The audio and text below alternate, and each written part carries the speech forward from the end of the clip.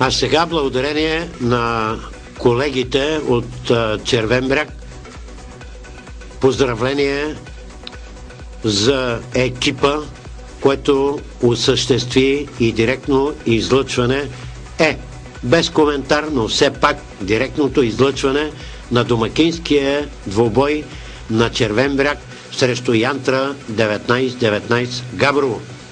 Този двубой, уважаеми зрители, завърши с поредна нова победа за възпитаниците на Илиян Здравков и компания от местния Червен бряг с 2-0 срещу Янтра 19-19 Габрово. И ето, че в Червен бряг вече върват нагоре по стълбицата за временното класиране в Северозападната В аматьорска футболна група. И поздравление за ръководство на футболен клуб Червен бряг и за Илиян Здравков и компания от местния тим. Наистина те се отблагодаряват, уважаеми зрители, както на един от основните си спонсори, осигурил ги с супер модерен екип, световно известната марка ASICS на нашите приятели и колеги от фирма ЕТА в Червен бряг и, разбира се, новото общинско ръководство на община Червен бряг.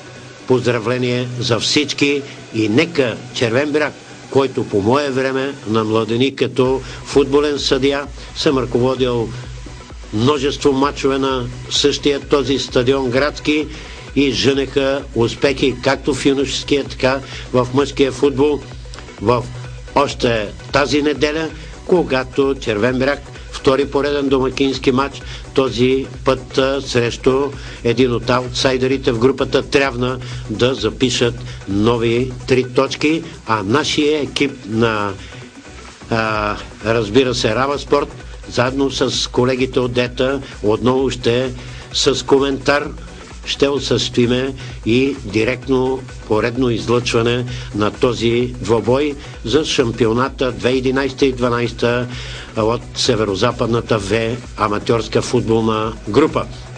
А сега, докато тече видеоматериал за мача в Червен бряг, ето, уважаеми зрители, всички резултати от играните миналата неделя двобой Северозападна В аматьорска футболна група 13 кръг. Червен бряг Янтра 19-19 2-0. Спартак Плевен Ситомир Никопол, плевенското областно дерби, ако наистина го имаше, а то нямаше такова, разгромяваща победа за плевенчани срещу никополчени 8-0. Гиган Белене Локо Мездра 0-1 с попадение от наказателен удар за железничарите. Трявна Левски 2007 Гара Левски 4-0.